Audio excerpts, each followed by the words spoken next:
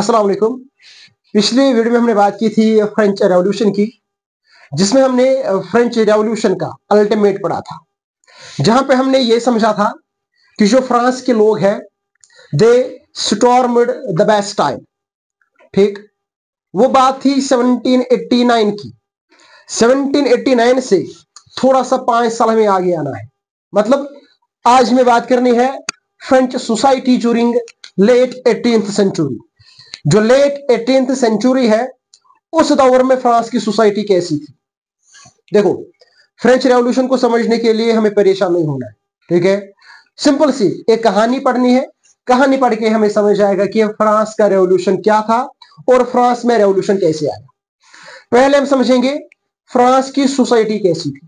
देखो, यहां पे लिखा है ना, French society during late 18th century.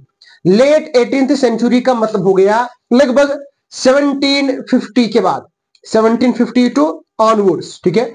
उसको हम कहते हैं late 18th century. French society के बारे में पढ़ना है। इससे पहले कि हम फ्रांस की सोसाइटी पढ़े, थोड़ा सा लुइस 16 के बारे में पढ़ते हैं।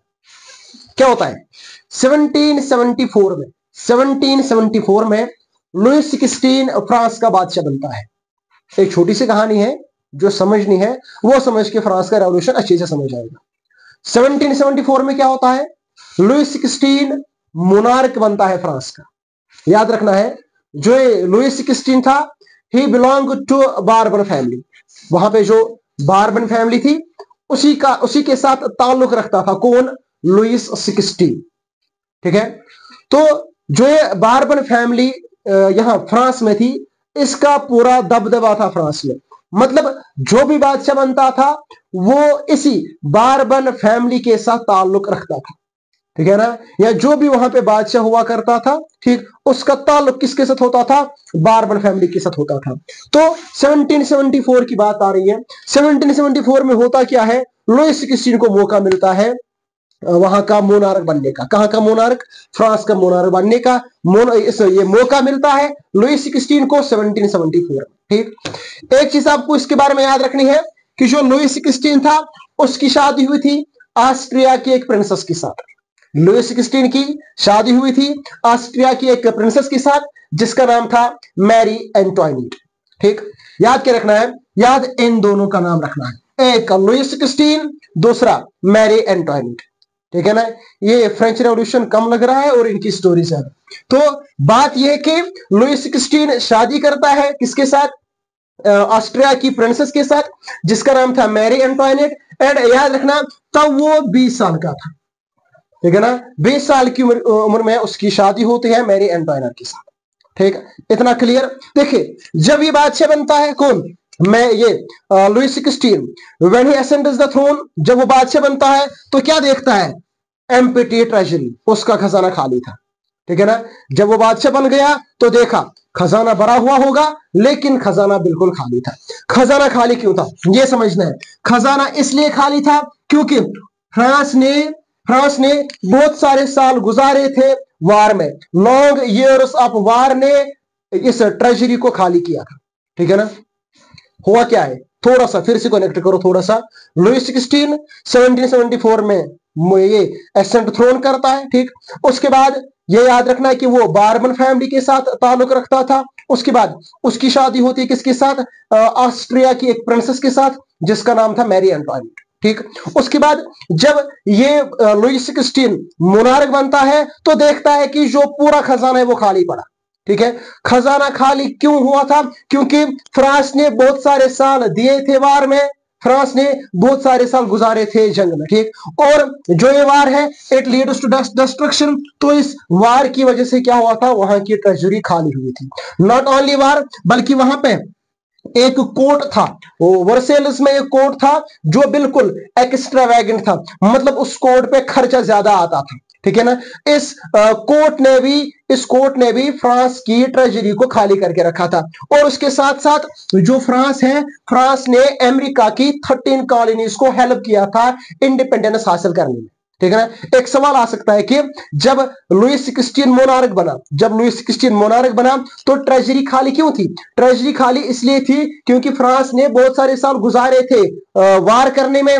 उसके बाद वहां पर एक कोर्ट था जो बिल्कुल एक्स्ट्रावेगेंट था, मतलब कि जिसको चलाने के लिए बहुत सारा पैसा लगता था।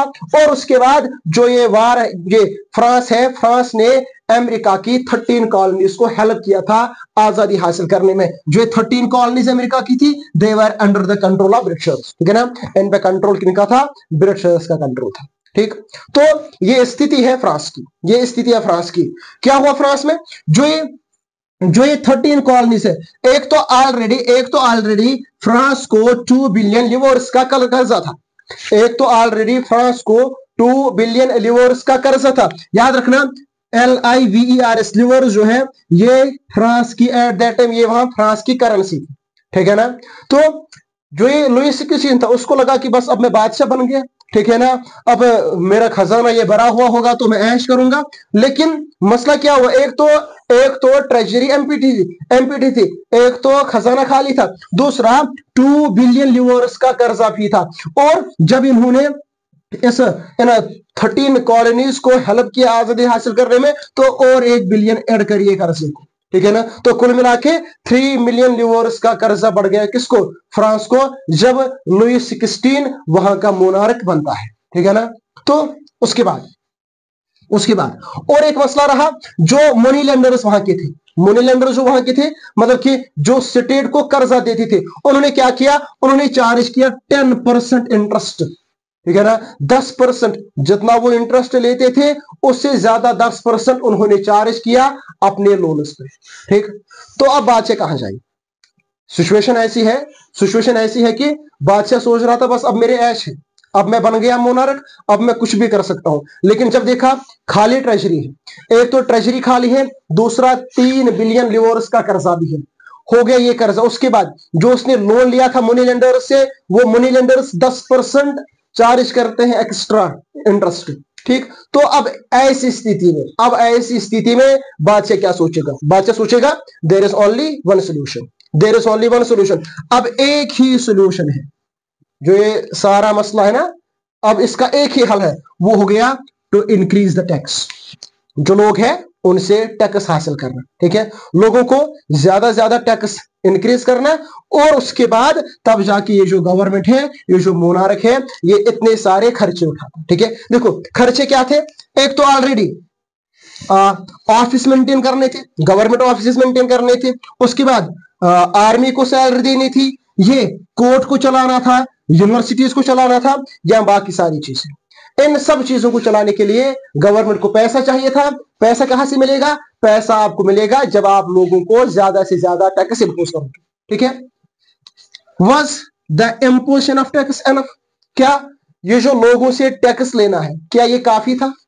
पढ़ना क्या असल में? पढ़ना है फ्रेंच सोसाइटी के बारे में। ये हम क्या बता रहे हैं? ये बात हो रही है टैक्स लागू करने की, ज्यादा टैक्स लेने की। टैक्स ज्यादा लेने की अगर बात हो रही है तो यहां पे तो टॉपिक मेन है ना फ्रेंच सोसाइटी। फिर इसकी बात क्यों हो रही है? इसकी बात इसलिए हो रही है क्योंकि इनका डीप कनेक्शन है। डीप कनेक्शन इसलिए क्योंकि अब हमें फ्रेंच सोसाइटी पढ़नी है, जहां पर हम समझ पाएंगे कि टैक्स कौन देगा, ठीक है ना। कौन सा सेक्शन सोसाइटी का टैक्स देगा, याद रखना है कि जो फ्रांस की सोसाइटी थी, फ्रांस की सोसाइटी बढ़ चुकी थी 3 तबकों में।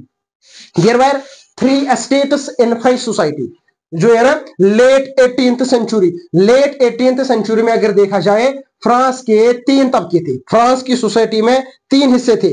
एक ग्रुप ऑफ पीपल था जिसको हम कहते हैं क्लर्जी, दूसरा ग्रुप ऑफ पीपल था जिसको हम कहते हैं नोबिलिटी, और था थर्ड एस्टेट, ठीक है ना।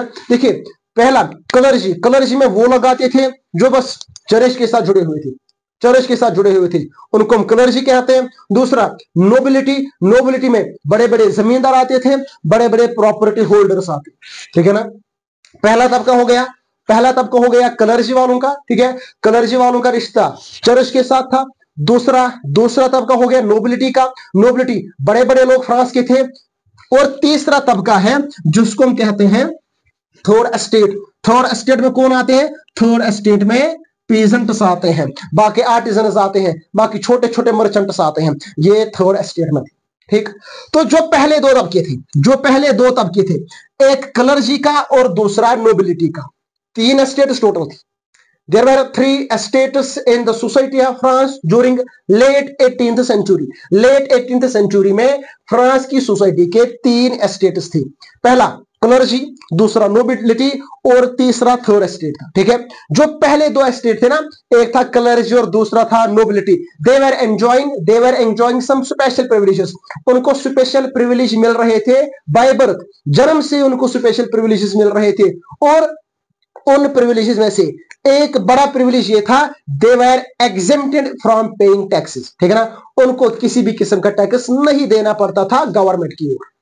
अब देखो, ऐसी स्थिति है कि मोनार्क जो है, मोनार्क पूरा खत्म है। ठीक है, मोनार्क की हालत ऐसी है कि ये कुछ नहीं कर पाता, क्योंकि एक तो ये बोल रहा था कि ट्रेजरी में कुछ होगा, एक तो ट्रेजरी खाली है, दूसरा इतना कर्जा है, तीसरा अब मोनार्क चाहता कि अब मैं टैक्स बढ़ाऊं, लेकिन ये टैक्स किन से लेगा? मोनार्क टैक्स किन से लेगा? जबकि जो फ्रांस की सोसाइटी है इसमें 3 तबके हैं। ठीक है ना, और जो ये पहले 2 स्टेट्स हैं, एक तो है क्लर्जी वाले और दूसरा नोबिलिटी वाले। ठीक है ना, इनको स्पेशल प्रिविलेजेस है, ये by birth special privilege enjoy कर रहे हैं, इनको किसी किस्म का टैक्स नहीं देना है। इसका मतलब जो सारा टैक्स है वो किनको देना होगा? वो इन थर्ड एस्टेट वालों को देना होगा। ठीक है ना, तो सारा टैक्स किनको देना है? सारा टैक्स थर्ड एस्टेट वालों को देना होगा। ठीक है, तो उसके बाद जो थर्ड एस्टेट वाले थे, थर्ड एस्टेट वाले क्या करते थे? थर्ड एस्टेट वाले सर्विस टू द लॉर्ड मतलब कि जो जिसके जमीन में ये काम करते थे, पीजेंट्स जिसके जमीन में ये काम करते थे, खासकर जो ये नोबिलिटी वाले थे, नोबिलिटी के पास ज्यादा जमीन हुआ करती थी, ये बड़े बड़े जमींदार थे, नोबिलिटी वाले बड़े बड़े जमींदार थे, तो इन्हीं के जमीनों में काम किया करते थे कौन? जो थर्ड एस्टेट के लोग हैं, पीजेंट्स। ठीक, तो जो पीजेंट्स थे, एक तो ये इनकी खिदमत किया करते थे, दूसरा इनके घरों में जाके उनके बर्तन धोने जाते थे। ठीक है ना, और उसके बाद ये आर्मी में भी सर्व करते थे, और उसके बाद ये हेल्प करते थे रोड बनाने में। ये थर्ड एस्टेट वालों का काम था।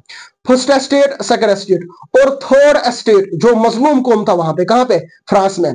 एक तो ये इनके जमीनों में काम करते थे, नोबिलिटी के जमीनों में काम करते थे, दूसरा इनके घर जाते थे काम करने के लिए, और तीसरा ये हेल्प करते थे आर्मी में, और चौथा ये रोड्स बनाने में हमारी नहीं, इनकी जो ये 2 क्लर्जी और नोबिलिटी वाले हैं, इनकी हेल्प करते थे। ठीक है, तो इसका मतलब हो गया कि इनके मजे थे वहां पे, किनके? क्लर्जी के मजे थे, नोबिलिटी के मजे थे। जो थर्ड एस्टेट वाले थे, जुल्म इनके साथ हो रहा था, क्योंकि ये जो पहले दो एस्टेट थे, इनको स्पेशल प्रिविलेजेस मिल रहे थे, और जो थर्ड एस्टेट वाले हैं, इनके साथ जुल्म हो रहा था। देखो इनके साथ कैसे जुल्म हो रहा था? एक तो इनको देना पड़ता था टिथस, और दूसरा इनको देना पड़ता था टेल। टिथस और टेल, ये भी एक किस्म का टैक्स है, ये भी एक किस्म का टैक्स है। एक हो गया टिथस, दूसरा हो गया टेल। जो ये टिथस है, टिथस का मतलब हो गया 1/10। ठीक है ना, 1/10 जितना प्रोडक्शन, जितना ये प्रोड्यूस कर रहे थे नोबिलिटी के उनमें, ठीक है ना, तो ये क्या करते थे? इनको चर्च की तरफ 10वां हिस्सा देना पड़ता था। हो गया एक ये टिथस। ठीक है, उसके बाद टेल, ये और एक किस्म का टैक्स था, जो डायरेक्टली देना पड़ता था स्टेट की तरफ। ठीक है ना, तो टैक्स देने पड़ते थे, टेल्स देने पड़ते थे, मतलब मुख्तलिफ किस्म के टैक्स पे करने पड़ते थे। किनको? पीजेंट्स को। जो भी टैक्स बनता था, जो भी नए किस्म के टैक्स लागू होते थे, वो खाली पे कर रहे थे थर्ड एस्टेट वाले। और उसके बाद और एक चीज यहां पे याद रखनी है, जो डोमेस्टिक कंजप्शन है, मिसाल के तौर पे साल्ट है, टोबैको है, उन चीजों पर भी टैक्स इंपोज होता था। ठीक है ना, तो यह था फ्रांस की सोसाइटी के बारे में, यह था topic French society during late 18th century. आज की वीडियो में हम इतना ही पढ़ेंगे। दीजिए इजाजत, अल्लाह हाफिज।